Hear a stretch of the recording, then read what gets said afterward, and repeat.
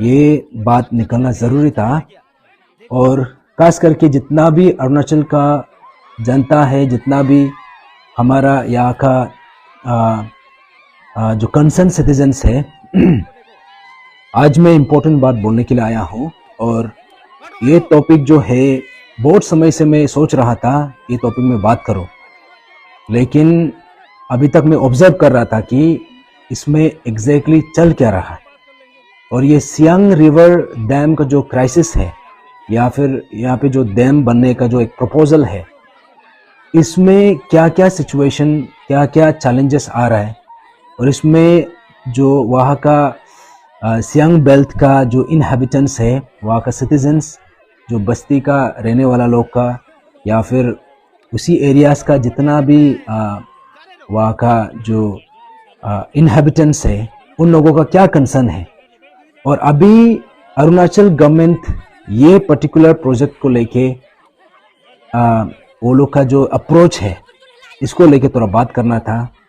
और अभी जैसे मैंने कैप्शन में भी लिखा है, अभी जैसे जिस समय में जो समय में मैं आप सबका बीच में ये बात रखने के लिए आया हूँ, मुझे पता चला है कि हमारा फ्रेंड, हमारा कॉमरेड, फेलो एक्टिविस्ट, ये इबो मिली सर को एफआईआर दर्ज किया गया है। तो ये इन्फॉर्मेशन मिला है और ये इन्फॉर्मेशन मुझे सोशल मीडिया से भी पता चला है, और जो वहाँ का एक्टिविस्ट है, एडवोकेट बानू ततक मैडम से पता चला है, और इबो मिली सर से अभी तक बात नहीं हो पाया। तो आज आप सबका बीच में आके ये पर्टिकुलर इशू में इसलिए आके मैं बात कर रहा हूँ क्योंकि मेरा मानना ये है कि चाहे आप अरुणाचल का कोई भी कॉर्नर में हो, लेकिन अगर अरुणाचल का किसी भी जगह में, किसी भी डिस्ट्रिक्ट में अगर कुछ प्रॉब्लम होता है, कुछ इनजस्टिस होता है या फिर कुछ भी सिचुएशन डेवलप होता है, तो हम एज एन अरुणाचली, चाहे हम ईस्टर्न अरुणाचल का हो, चाहे हम वेस्ट अरुणाचल का हो या फिर कहीं का भी हो, लेकिन एज एन अरुणाचली हमारा एक फर्ज बनता है, हमारा एक मॉरल रिस्पॉन्सिबिलिटी है कि जब भी ऐसा इशू आता है तो हम सबको एकजुट होके एज एन अरुणाचली हमको आवाज उठाना है। तो आज मैं ये जो बात करने जा रहा हूँ, सियांग अपर मल्टीपर्पस प्रोजेक्ट, ये है सियांग रिवर का ऊपर में, सियांग रिवर में एक डैम बनने जा रहा है और वो 12,000 मेगावाट का डैम है। ये बहुत बड़ा, इनफैक्ट हमारा कंट्री में I think this would be the biggest and the largest dam जो बनने जा रहा है।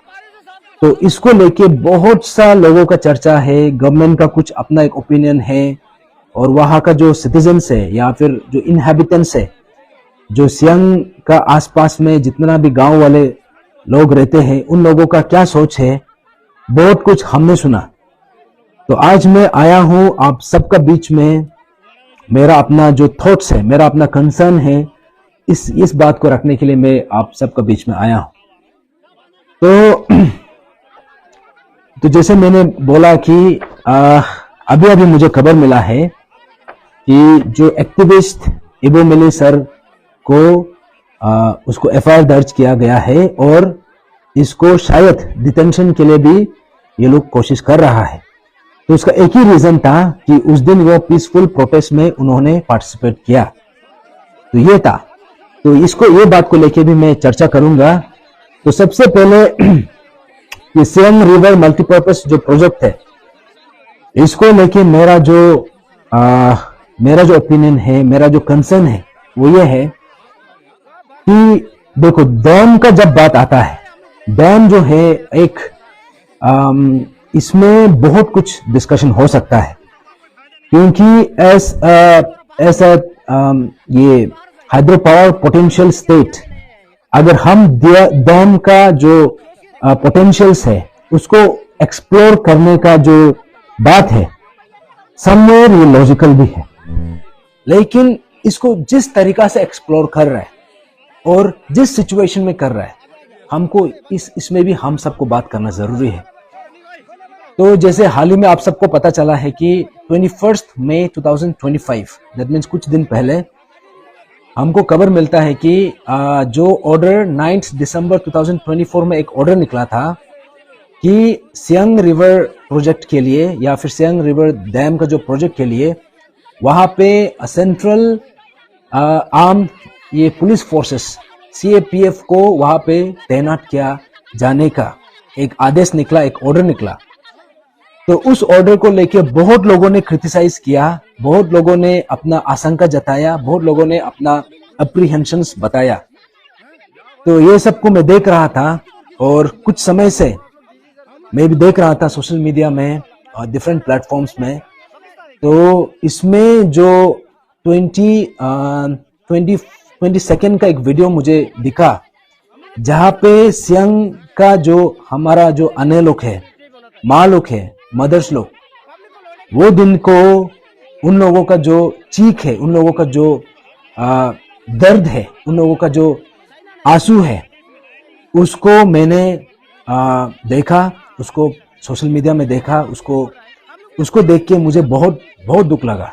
और मैं ये मानता हूं कि अरुणाचल में अगर कॉन्शियंस, अगर ऐसा कोई सिटीजन है, अगर हमारा अरुणाचल में अगर हमारा पास कॉन्शियंस है, तो वो वीडियो, वो जो नजारा, वो जो एक क्लिप था जहाँ पे हमने सियांग का जो माता पिता लोग है, खास करके माता लोग, उन लोगों का अगर आंसू, उन लोगों का रोना अगर आपने सुना है तो आप सब तक ये बात क्लियरली पहुंच गया होगा कि ये जो मैटर है ये नॉर्मल इशू नहीं है, ये बहुत सीरियस मैटर है।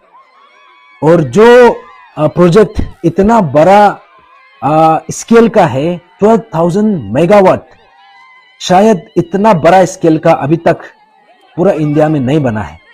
तो this is going to be the biggest scale का जो डैम बनने जा रहा है। और जिस हिसाब से इसको प्रोटेस्ट कर रहा था हमारा वहाँ का जो सियांग का माँ लोग है, और जिस हिसाब से उन लोगों का आंसू को हमने महसूस किया, उन लोगों का दर्द को महसूस किया, बहुत दिल में लगा है। तो यहाँ में बहुत लोग होगा कि ये लड़का हर जगह बात करता है, कभी APCS को लेके बात करता है, कभी कोई PRC को लेके बात करता है। तो यहाँ में ऐसा है, अरुणाचल में कोई एक पर्टिकुलर इशू नहीं है, और ये इशू में अगर कोई भी इशू होता है जो हमारा अरुणाचली को असर पड़ने जा रहा है, तो इसमें अगर कोई भी इशू सॉल्व हो या ना हो, हमको हमारा जो संविधान ने हमको ताकत दिया है, हमें एम्पावर किया है कि कुछ भी इशू होता है उसमें हम अपना आवाज उठा सकता है, हम अपना बात रख सकता है। तो आज मैं यहाँ पे जितना भी अरुणाचली है, जितना भी सियांग बेल्ट का लोग है, शायद उन लोगों को ये इशू का बारे में बहुत अच्छे से पता होगा, लेकिन अरुणाचल में ऐसा भी जगह का लोग है जिसको शायद ये डैम से कुछ लेना देना नहीं है, या डैम किसी को फर्क पड़ रहा है, किसी को असर पड़ रहा है, लेकिन उन लोगों को, उन पर्टिकुलर इंडिविजुअल्स को शायद उसको कोई लेना देना नहीं है। तो इसलिए आज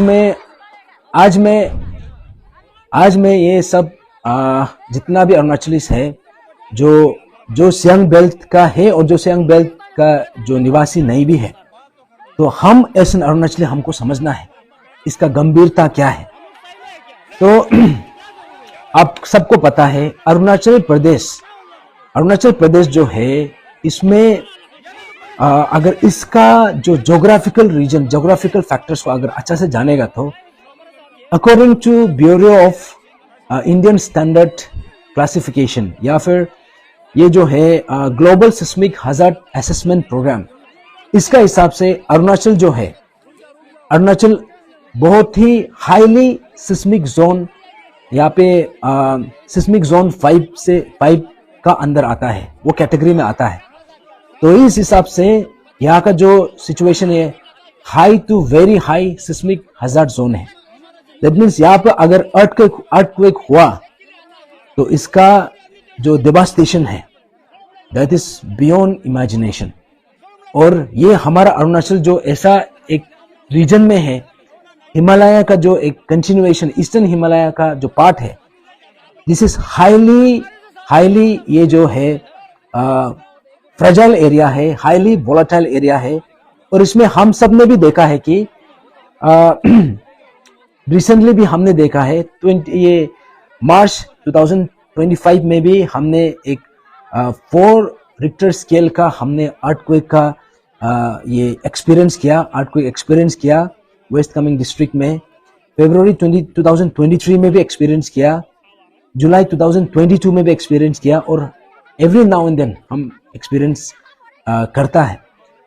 तो अभी आप देख सकता है कि 12,000 मेगावाट का जो प्रोजेक्ट है, और वो भी इतना सेंसिटिव, इकोलॉजिकली सेंसिटिव एरिया जहां पे अर्थक्वेक कभी भी आ सकता है।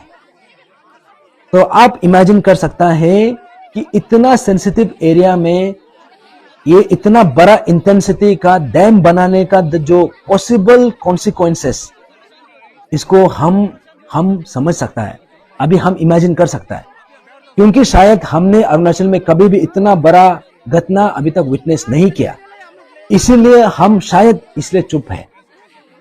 लेकिन हमने देखा है उत्तराखंड में जब एक डैम का जब घटना हुआ, डैम दुर्घटना हुआ, जब वहां पे डैम फटने का कारण से ऑलमोस्ट उसमें मोर देन 100 लाइव्स गया है और थाउजेंड्स जो है उन लोगों को डिस्प्लेस किया गया। तो ये बहुत बड़ा एक कंसर्न है। और इसका अलावा जो सियांग जगह में जो रहता है या फिर कहीं में भी इंडिया में, ये जो डैम का जो सिलसिला है, ये पहला एक इंस्टेंस नहीं है। इंडिया में बहुत जगह में डैम बना है और बहुत जगह में प्रोटेस्ट भी हुआ है। इसका बहुत बड़ा रीजन है। तो इसका रीजन बहुत चीज है, जैसे कि इसमें सबसे बड़ा जो रीजन है, सबसे बड़ा जो कंसर्न है, वो जो है डिस्प्लेसमेंट एंड द रिहेबिलिटेशन। ये जो सबसे बड़ा कंसर्न है डैम का, जहां में भी डैम बनता है यही कंसर्न होता है। अभी देखिए इंडिया में जब से 1947 से लेके 2000 तक, इतना साल में ऑलमोस्ट 60 मिलियन लोगों को डिस्प्लेस किया गया है, उन लोगों को बेघर किया गया है। दैट मीन 60 मिलियन जो है 6 करोड़ लोग, 6 करोड़ लोगों को ये डैम का वजह से उन लोगों को अपना जगह से उसको डिस्प्लेस किया गया है। और इसमें जितना भी डिस्प्लेस हुआ है उसमें 90% ऑफ द पॉपुलेशन जो है ये ट्राइबल्स है। और ट्राइबल्स लोग इसलिए डिस्प्लेस हुआ है क्योंकि ये जो डैम बनता है ये ज्यादातर पहाड़ एरिया में बनता है, और पहाड़ एरिया में कौन लोग रहता है? हमारा ट्राइबल्स लोग रहता है। और Arunachal Pradesh as a state is a tribal state, यहाँ पे शेड्यूल ट्राइब का पॉपुलेशन है। तो अगर यहाँ पे कहीं भी डैम बनेगा तो इसका असर जो है हमारा ट्राइबल्स को पड़ने जा रहा है। ये डिस्प्लेसमेंट का बहुत बड़ा कंसर्न है। हमने देखा है जैसे कि जब आंध्र प्रदेश में डैम बना था, Polavaram project and Veligonda project में, उसमें 66,000 फैमिलीज को और मोर देन 400 विलेजेस को डिस्प्लेस किया गया। और उसमें उन लोगों में से 80% ऑफ द पॉपुलेशन जो है ट्राइबल्स था। और मध्य प्रदेश में आप सबने सुना भी होगा ये सरदार सरोवर डैम, जिसको लेके बहुत लंबा मूवमेंट भी चला था एंटी डैम अगेंस्ट में। उसमें 3,20,000 लोगों को डिस्प्लेस किया गया। और ये चौंकाने वाला बात यह है कि जिन लोगों को भी डिस्प्लेस किया है अभी तक उन लोगों को रिहेबिलिटेट किया ही नहीं है, उन लोगों को अभी तक कंपनसेशन सही तरीका से दिया ही नहीं है। तो तीसरा जो एग्जांपल है ओडिशा में जैसे अपर इंद्रावती डैम और हीराकुद डैम जब बना, उसमें 1,30,000 लोगों को डिस्प्लेस किया गया। और उन लोगों में से भी 80% ऑफ द पॉपुलेशन जो है वो भी ट्राइबल्स था। और जितना भी डिस्प्लेस हुआ है उन लोगों को अभी तक रीसेटलमेंट किया नहीं है, उन लोगों को अभी तक रिहेबिलिटेशन सही तरीका से दिया नहीं है। और राजस्थान में जब एक डैम बना, परवन डैम प्रोजेक्ट, इसमें 3,000 फैमिलीज को डायरेक्ट डिस्प्लेस कर दिया। और उसमें से 85% पॉपुलेशन जो है वो भी फिर ट्राइबल्स था। और वो जितना भी डिस्प्लेस हुआ है उन लोगों को भी इतना साल हो गया, अभी तक रिहेबिलिटेशन या फिर उन लोगों को कंपेंसेशन अभी तक दिया नहीं है। तो ये है कुछ एग्जांपल्स। और अभी मैं ये बात मैं बताने जा रहा हूं कि जब डैम बनता है, डिस्प्लेसमेंट का कारण, डिस्प्लेसमेंट के अलावा और भी कॉन्सिक्वेंसेस है। जैसे कि यहाँ पे खास करके हमारा अरुणाचल में, जैसे मैंने शुरू में कहा, अरुणाचल प्रदेश ऐसे स्टेट ये एकदम अर्थक्वेक जोन है, जोन 5, और जोन 5 जो है सबसे डेंजरस जोन है। यहाँ पे ऐसा है कि अर्थक्वेक कभी भी आ सकता है और कोई भी इंटेंसिटी का अर्थक्वेक आ सकता है। और हमारा साइंटिफिकली अभी तक पूरा एंटायर वर्ल्ड में अभी तक ऐसा कोई डिवाइस कोई साइंटिस्ट ने बनाया नहीं, या फिर टेक्नोलॉजी ने अभी तक उस लेवल तक नहीं पहुंचा है कि हम अर्थक्वेक को एडवांस में हम उसको हम कैलकुलेट कर सके, ये मेजर कर सके, ये इसका अनुमान लगा सके। तो वो चीज नहीं है। तो इसके अलावा हमारा जो यहाँ का जो कल्चरल थ्रेट है, क्योंकि अभी मैं बात कर रहा हूं सियांग रिवर डैम का, लेकिन ये डैम जो है हमारा अरुणाचल में, इसके अलावा और भी डैम है, जैसे कि रंगा नदी मल्टीपर्पज प्रोजेक्ट है, उसके बाद Subansiri lower hydro electric project है, दिबांग मल्टीपर्पज प्रोजेक्ट अभी ये बना है, मीन्स चल रहा है। उसके बाद आता है ये, क्योंकि ये फर्स्ट टाइम भी नहीं है कि अभी हम कोई डैम को लेके बात कर रहे हैं, लेकिन इससे पहले शायद हमने डैम को लेके इतना गौर से हम लोग कभी डिस्कशन किया नहीं। और हमारा यहाँ पे ऐसा है कि अरुणाचल में बहुत साल से almost more than 100 MOU sign हो चुका है, लेकिन डैम को या तो कभी शुरू हुआ नहीं है या फिर उसको सही तरीका से बनाया नहीं है। तो कभी कभी ऐसा हो जाता है कि MOU साइन करके वो कंटिन्यू किया नहीं है, तो ऐसा बहुत कंसर्न है। तो आज ये जो सियांग अपर मल्टीपर्पज प्रोजेक्ट का जो बात है, इसमें हम लोगों को ऐसा होल इसका क्या क्या कॉन्सिक्वेंसेस है, ये सिर्फ सियांग बेल्ट में जो लोग रह रहे हैं उन लोगों का सिर्फ मैटर नहीं है, ये हर अरुणाचली का मैटर है। चाहे आप सियांग बेल्ट का हो, चाहे आप दूसरा डिस्ट्रिक्ट का हो, चाहे दूसरा पार्ट ऑफ अरुणाचल का हो, लेकिन एसन अरुणाचली, हर अरुणाचली का ये मैटर है, हर अरुणाचली का इशू है। तो जब ये डैम बनता है, इसमें यह भी होता है कि जो कल्चरल थ्रेट, जैसे कि यहाँ पे ऐसा है, डिस्प्लेसमेंट जब हो जाता है, फॉर एग्जांपल जब सियांग में जब बनेगा, तो वहां में अभी एक यहाँ पे मैं एक डाटा बता देता हूं। ये सियांग रिवर जो सियांग अपर मल्टीपर्पज प्रोजेक्ट जो बनने जा रहा है, इसमें अप्रोक्सीमेटली 31 विलेजेस असर पड़ने जा रहा है। वो अप्रोक्सीमेट, उससे ज्यादा होगा। तो इसमें से मैं कुछ नाम आप लोग शायद किसी किसी को पता होगा, किसी किसी को नहीं पता होगा। इसमें जैसे कि बस्ती का नाम है बेगिंग, परोंग, दिते दिने, सितंग, रिगा, रियू, पंकंग, गकू, कोमकर, जेंगिंग, करको, सिमोंग, गोसंग, हलेंग, गते, मोइंग, रामसिंग, पुगिंग, लिकोर, पालिंग, बोमदो, जनबो, पांगो, मिगिंग, मोसिंग, अमगिंग, सिंगिंग, जिदो, निंगिंग, मोंगे और तुतिंग। अभी आप सोच सकता है, ये जो मैं कुछ विलेजेस का नाम लिया हूं, ये जो है डायरेक्टली जो असर पड़ने जा रहा है, लेकिन डैम बनने के बाद क्या क्या कॉन्सिक्वेंसेस होगा, कौन कौन सा ये जो कितना ज्यादा विलेजेस को असर पड़ने जा रहा है। और उसमें ऐसा भी है कि यहाँ पे ऑलमोस्ट अराउंड कितना, अप्रोक्सीमेटली अराउंड इसमें 1,20,000 लोगों को असर पड़ने जा रहा है, इसका कॉन्सिक्वेंसेस है। तो जब हम बात करता है जब हम डैम का बात करता है, जैसे हम सरकार का भी स्पोक्स पर्सन को सुना, और जो प्रो डैम है, जो जिसको लगता है कि डैम बनना चाहिए, जब उसका बात करता है, तो हमको हाइड्रो इलेक्ट्रिक जो प्रोजेक्ट में शुरू में मैंने जैसे कहा कि यहाँ पे इंडिया में जितना भी प्रोजेक्ट्स बना है, खास करके डैम, ये डैम में जितना भी यहाँ में डिस्प्लेस हुआ है, और सबसे ज्यादा डिस्प्लेस उन लोगों को हुआ है जो ट्राइबल सोसाइटी से जो बिलोंग करता है। जो उन जितना भी डिस्प्लेस हुआ है, उन लोगों को अभी तक सही तरीका से रिहेबिलिटेट नहीं किया है। तो आप इमेजिन कर सकते हैं, यहाँ में मैंने नाम गिना 31 विलेजेस का, शायद इससे भी ज्यादा है, ये तो मैं अप्रोक्सीमेट बता रहा हूँ, जो डायरेक्ट असर पड़ने जा रहा है, जो डाउन स्ट्रीम में है। तो और भी है जो बस्ती जो असर पड़ने जा रहा है। तो अभी आप इमेजिन करो, जितना भी दर्शक है जो देख रहा है, अभी आप इमेजिन करो आप लोग उसी बस्ती का है जो मैंने नाम गिना, और जो अभी जो सियांग बेल्ट का आसपास में रहता है, वो बस्ती का लोग को अभी डिस्प्लेस कर देगा। सबसे पहले आप लोग जाएगा किधर?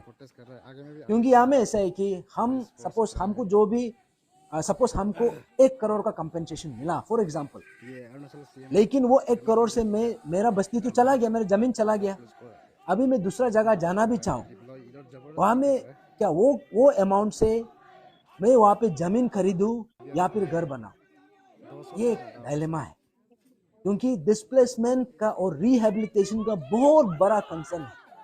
और हमको लगता है अभी जो सियांग बेल्ट में जो आवाज उतरा है, ये रिहेबिलिटेशन और डिस्प्लेसमेंट को लेके सबसे बड़ा कंसर्न है। तो यहाँ में ज्योग्राफिकल या फिर इकोलॉजिकल जो पर्सपेक्टिव है वो भी है, लेकिन सबसे बड़ा जो कंसर्न है, आप इमेजिन कर सकता है 1,20,000 जो लोगों को असर पड़ने जा रहा है, ये सियांग बेल्ट का जो सियांग रिवर का जो डैम जो बनने जा रहा है इससे। तो यहाँ पे जितना भी दर्शक देख रहा है, मैं आप सबसे ये सिंपल सा सवाल पूछता हूँ, अगर यही डैम आपका बस्ती में बनता है तो आपका क्या आपका रिस्पॉन्स कैसे रहेगा? क्योंकि हम वहाँ पे नहीं है और शायद हम वो चीज़ को समझ भी नहीं पा रहे, लेकिन वहाँ पे जो लोग रह रहा है और जो लोग वहाँ पे आवाज उतार रहे हैं, जिसका जो प्रोटेस्ट कर रहा है, अभी उन लोगों का जो सोच है, उन लोगों का जो कंसर्न है, अभी उसको हमको समझना जरूरी है। तो वहाँ का सबसे बड़ा कंसर्न ये जो है डिस्प्लेसमेंट और रिहेबिलिटेशन, ये सबसे बड़ा कंसर्न है। और उसके अलावा जैसे मैंने कहा कि अरुणाचल प्रदेश जो है, ये जो है एकदम सिस्मिकली सबसे एक्टिव जोन में है। दैट मीन्स अगर यहाँ पे अर्थक्वेक आया, गलती से भी अर्थक्वेक आया और 12,000 मेगावाट का डैम अगर फटा, तो आप इमेजिन कर सकते हैं डाउन स्ट्रीम में जितना भी पॉपुलेशन है सबको वाइप आउट कर देगा। इनफैक्ट असम तक भी नहीं बचेगा। तो आप लोग अंदाजा लगा सकता है इसमें डेवास्टेशन कितना एक्सटेंड तक होने जा रहा है। तो ये है। और इसके अलावा यहाँ पे जैसे जो डिस्प्लेस हो जाता है, जैसे कि वहाँ का जो सियांग बेल्ट का जो लोग है, अगर उसको दूसरा जगह में वो शिफ्ट करेगा, क्योंकि हमारे यहाँ पे ऐसा है कि हम लोग बहुत क्लोज नीट सोसाइटी है और यहाँ पे सब अपना एंसेस्ट्रल जगह को लेके, अपना जो ये जो कल्चरल आइडेंटिटी को लेके बहुत कॉन्शियस है। तो अभी वो लोग जाके अभी वो लोग कहाँ पे अपना कल्चरल आइडेंटिटी को आइडेंटिफाई कर पाएगा? तो this is a very big challenge. तो ये था। और इसके अलावा भी यहाँ पे और भी एनवायरमेंटल कंसर्न्स भी है, क्योंकि जब भी डैम बनता है सबसे पहले यहाँ पे जो एनवायरमेंटल असेसमेंट जो सर्टिफिकेशन होना है, इसका वजह से क्या होगा? अगर सिस्मिकली एक्टिव जोन में इतना बड़ा इंटेंसिटी का इतना बड़ा ये का जो प्रोजेक्ट, अगर इतना बड़ा जो मेगावाट का जो प्रोजेक्ट बनने जा रहा है, अगर उसमें ग्रीन क्लियरेंस मिलता है, तो इसमें भी बहुत बड़ा एक सवाल उठता है। तो यहाँ पे ऐसा है। तो ये जो कंसर्न है यहाँ पे सिर्फ सियांग बेल्ट को लेके हम लिमिट नहीं कर सकता है। तो इसके अलावा भी हम यहाँ पे जो जैसे मैंने कहा कि जो कल्चरल आइडेंटिटी का जो प्रॉब्लम है, कल्चरल आइडेंटिटी का जो है, यहाँ पे ऐसा भी पॉसिबिलिटी है कि जो रेफ्यूजी क्राइसिस है शायद हमको यहाँ में देखने को मिल सकता है। क्योंकि चकमा हजोंग का जो इशू था, चकमा हजोंग सबसे पहले वो चिटागोंग हिल ट्रैक का रहने वाला बांग्लादेश में था। वो लोग वहां से क्यों शिफ्ट हुआ? सबसे पहले वो लोग भी उसी जगह का जो लोग था, उन लोगों को वहां से डिस्प्लेस किया गया था। तब जाके उन लोगों ने दूसरा जगह में सेटल किया और वहां से आज हमारा अरुणाचल में रेफ्यूजी बन के बैठा है। तो ये भी एक पॉसिबल कॉन्सिक्वेंसेस है। तो रेफ्यूजी हम अपना ही स्टेट में हम कुछ लोग रेफ्यूजी बनने का भी यहाँ पे पॉसिबिलिटी है, क्योंकि रिहेबिलिटेशन का प्रॉब्लम तो होता ही है। तो इसके अलावा जो हमारा यहाँ का जो कंसर्न है, क्योंकि उस दिन जब ये वीडियो देखा, जब वहाँ पे बहुत लोग प्रोटेस्ट कर रहा है, पीसफुली प्रोटेस्ट कर रहा है, और जिस हिसाब से सेंट्रल आर्म्ड पुलिस फोर्सेस को यहाँ पे डिप्लॉय किया जा रहा है, और वो भी विद ऑल द इंस्ट्रूमेंट, वहाँ पे जो प्री फिजिबिलिटी रिपोर्ट जो बनाने के लिए जो भी उसके इंस्ट्रूमेंट को लेके वहाँ पे वो लोग जो बनाने का उसको रिपोर्ट को करने के लिए, उसको बनाने के लिए जो कोशिश किया है, और वो भी चोरी चुपके अगेंस्ट द पब्लिक कंसेंट, ये अपने आप में एक बहुत बड़ा सवाल खड़ा करता है। क्योंकि यहाँ पे अरुणाचल में जो जो ये सियांग बेल्ट को लेके जो एक इशू चल रहा था, स्पेशली सियांग का जो डैम है, इसमें ऐसा भी था कि गुवाहाटी हाई कोर्ट से भी 2022 में वहाँ से भी ऑर्डर आया था कि यहाँ पे जो उससे पहले जो जो प्रोजेक्ट्स था, उन लोगों को भी कैंसिल कर दिया था। और यहाँ पे ऐसा था कि जो भी यहाँ पे आएगा, जो भी प्रोजेक्ट बनेगा, ये with proper consultation with the people वहाँ पे जो भी रहता है। अभी जैसे कि बहुत लोग का बोलना है कि हमारा अरुणाचल जब हाइड्रो इलेक्ट्रिक प्रोजेक्ट का पोटेंशियल है तो हम उसको क्यों यूज ना करें, और यहाँ से जो रेवेन्यू जनरेशन होगा ये हमारे स्टेट के लिए भी अच्छा है, बहुत लोग का बोलना है। तो अभी इसमें ऐसा है कि, और यहाँ पे और एक बात भी ये था कि चाइना में एक बहुत बड़ा प्रोजेक्ट बन रहा है, 60,000 मेगावाट प्रोजेक्ट, और उसको काउंटर करने के लिए हम यहाँ पे 12,000 मेगावाट का प्रोजेक्ट बना रहा है।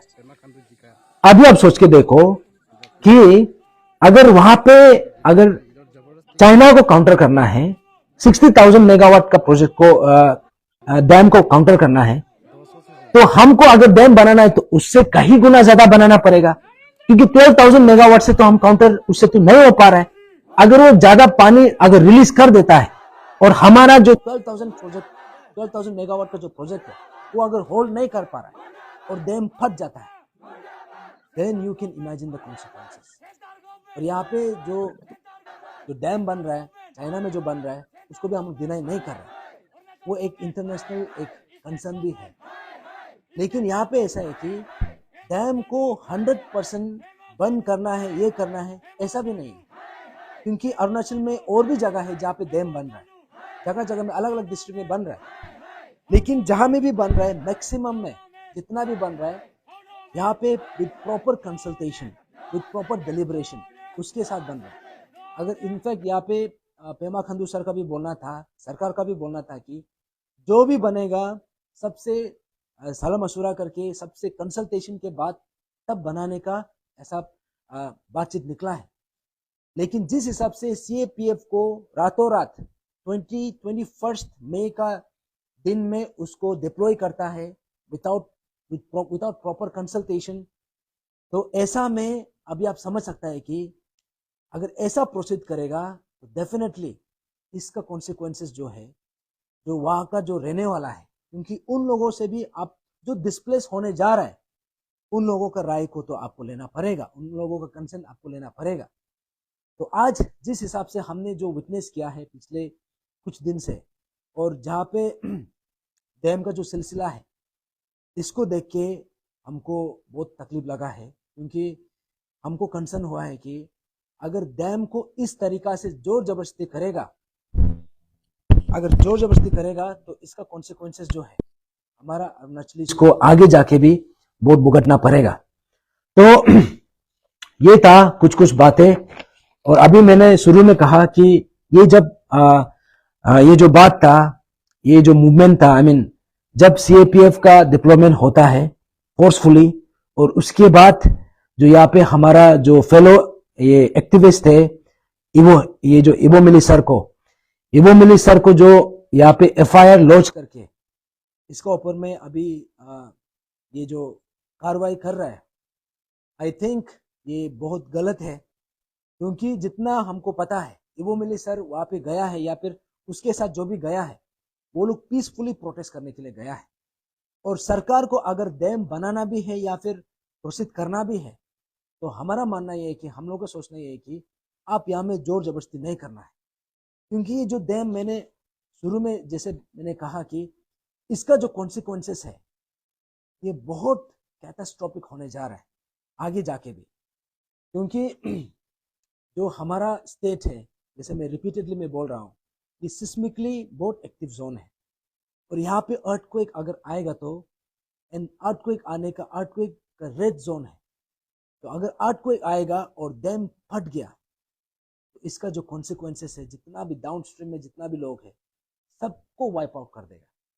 और वहाँ पे जो डिस्प्लेसमेंट का जो कंसर्न है और जो सियांग का जितना भी अन्य लोग है, अन्य लोग का जो उस दिन का जो दर्द मैंने सुना है, उस दिन का जो पेन मैंने महसूस किया है, तो अभी भी उन लोगों का धरना अभी भी जारी है। इनडेफिनेट धरना उन लोगों ने डिक्लेयर किया है। ये सियांग इंडिजिनियस फार्मर्स फोरम और जितना भी बस्ती है उन लोगों की तरफ से ये प्री फिजिबिलिटी रिपोर्ट का जो जो कार्रवाई है उसका अगेंस्ट में प्रोटेस्ट करके, तो सरकार से मेरा भी एक अपील होगा कि आपको जो भी करना है, जैसे भी करना है, आप विदाउट कंसेंट ऐसे जोर जबरदस्ती मत कीजिए। और जो यहाँ में पीसफुली प्रोटेस्ट कर रहा है, जैसे इवो मिली सर, इसको आप यहाँ पे इसको एफआईआर दर्ज करके इसका ऊपर में जो केस जो लगाया है, जो केस इसका ऊपर में इंक्वायरी शुरू किया है, शायद इसको डिटेंशन करने का भी यहाँ पे कॉन्स्पिरेसी चल रहा है। ये बहुत गलत है, क्योंकि इवो मिली सर यहाँ पे अपना बेनिफिट के लिए बोला नहीं है, और वहाँ पे वो बोला है तो वहाँ का जो कंसर्न सिटीजन है, इंडिजिनियस वहाँ का जो इनहेबिटेंट्स है, उन लोगों का कंसर्न, उन लोगों का इंटरेस्ट के लिए बोला है, और अरुणाचली एज अ होल। और हम जितना भी अरुणाचली से जो मुझे सुन रहा है और जिन्होंने ये मुद्दा को बहुत समय से देखा है, सिंपल सा बात है, अगर ये चीज आपका साथ होता तो आप ऐसा सिचुएशन में आप क्या करेगा? क्योंकि ऐसा है, जैसे मैं अंतिम जाते जाते मैं एक आप सबको मैं एक बात बोल के जाना चाहूँगा। एक कहानी है कि जंगल में जब आग लगता है तो जितना भी जानवर है इधर उधर करके सब भाग रहा होता है, तो उस समय में एक छोटा सा हमिंग बर्ड वो जो है वो आग को बुझाने का कोशिश करता है। तो शुरू में सब उसको कोई ध्यान नहीं दिया, तो बाद में समझ में आया कि अगर ये आग को हम मिलके ना बुझाए तो जितना भी जंगल का जितना भी हमारे रिसोर्सेस है वो जल के राख हो जाएगा। और ऐसा में हम अभी जितना भी भाग रहे हैं, हम कल को जाके हम भी उसी आग में हम भी खत्म हो जाएगा। तो जब हमिंग बर्ड ने ये इनिशिएटिव उठाया, तब जाके जंगल का जितना भी जानवर है उन लोगों को प्रेरणा मिला, उन लोगों को इंस्पिरेशन मिला कि हमको ये आग को मिलके बुझाना है। तब जाके उन्होंने कदम उठाया और आग को मिलके बुझाया। तो आज अरुणाचल में जो चल रहा है, खास करके जो सियांग बेल्ट को लेके, सियांग बेल्ट में जो भी डैम का जो कंसर्न है, सियांग बेल्ट में जो अभी जो प्रॉब्लम चल रहा है, ये प्रॉब्लम जो है सिर्फ सियांग तक लिमिटेड नहीं है। ये जो है कल को अभी एंटायर अरुणाचल में भी इसमें असर पड़ेगा। तो हम as an Arunachali, as a responsible Arunachali, अगर कहीं भी कुछ प्रॉब्लम होता है, क्योंकि आग जंगल का कोई भी कॉर्नर में लगे, उसको हम सबको मिलके उसको बुझाना है। क्योंकि वही आग जो अगर आज नहीं बुझाएगा, वो कल को वही आग हमारा घर में भी पहुंचने जा रहा है। तो इसलिए आप जितना भी सुन रहे हैं, जितना भी लाइव में आज ज्वाइन किया है, और मैं माफ़ी चाहूँगा, मेरा टेक्निकल ग्लिचेस बहुत ज़्यादा हो रहा है, जिसका कारण से शुरू में भी मैंने कहा कि 7 o'clock को आना था, लेकिन 10:30 को आना पड़ा, और अभी काफ़ी समय हो गया है। तो जितना भी अरुणाचली से जितना भी जनता है, आप जिन्होंने भी मेरा बात सुना है, जहाँ में भी हम आवाज़ उठा सकता है, हम अपना बात को बुलंद रखना है। तो यहाँ पे आज सियांग का लोग वहाँ पे रो रहा है, वहाँ पे चिल्ला रहा है, वहाँ पे अपना हक के लिए मांग कर रहा है। तो ऐसे अरुणाचली हम सबको उसका साथ देना है, क्योंकि उसमें जो प्रॉब्लम हो रहा है, वहाँ पे जो प्रॉब्लम चल रहा है, वो प्रॉब्लम कल आगे जाके हमारा इधर भी आएगा। तो ये सिर्फ हमारा जो अरुणाचली का सियांग बेल्ट का कंसर्न सिर्फ नहीं है, वी एस एन अरुणाचल, जितना भी अरुणाचली है, हम सबका कंसर्न है। तो मेरा सॉलिडारिटी सियांग बेल्ट का जितना भी रहने वाला है, मेरा सॉलिडारिटी आप सबका साथ है। और सियांग इंडिजिनियस फार्मर्स फोरम और सियांग बेल्ट का जो विलेजेस है, जो डैम का अगेंस्ट में जो भी प्रोटेस्ट कर रहा है, जो बस्ती में अपना आवाज को बुलंद रख रहा है, मैं आप सबसे मेरा बात सीधा बोलना चाहूंगा कि मेरा आवाज और मेरा स्टैंड आप सबका साथ है। और यहाँ पे सरकार जो भी कर रहा है, जो भी कदम उठा रहा है, आप वहां का जो कंसर्न, जो इनहेबिटेंट्स है, सियांग बेल्ट का जो बस्ती लोग है, उन लोगों का बिना कंसर्न का सरकार काइंडली आप प्रोसीड मत कीजिए। क्योंकि यहाँ पे जो जो यहाँ का रियल स्टेक होल्डर है, जिसका जो घर यहाँ पे पानी में डूबने जा रहा है, जिसका जमीन यहाँ पे पानी में सबमर्ज होने जा रहा है, उसका आइडेंटिटी का कंसर्न है, उसका कल्चरल राइट्स का कंसर्न है, उसका जो एक एग्जिस्टेंशियल जो जो सिचुएशन है, उसका कंसर्न है। तो इसलिए जितना भी अरुणाचली से आप सबसे मैं दरख्वास्त करता हूँ, जब भी कुछ प्रॉब्लम होता है, जब भी कुछ गलत होता है, हम सबको मिलके एकजुट होके हमको आवाज बुलंद करना है। तो मैं भले ही मैं सियांग बेल्ट में नहीं हूँ, मैं फिलहाल अभी दूसरा दूसरा डिस्ट्रिक्ट में हूँ, लेकिन मेरा जो सॉलिडारिटी है, मेरा जो आवाज है, मेरा जो स्टैंड है, सियांग बेल्ट के लोग के साथ है। तो इतना बोल के मैं अपना बात यहाँ पे खत्म करना चाहूँगा।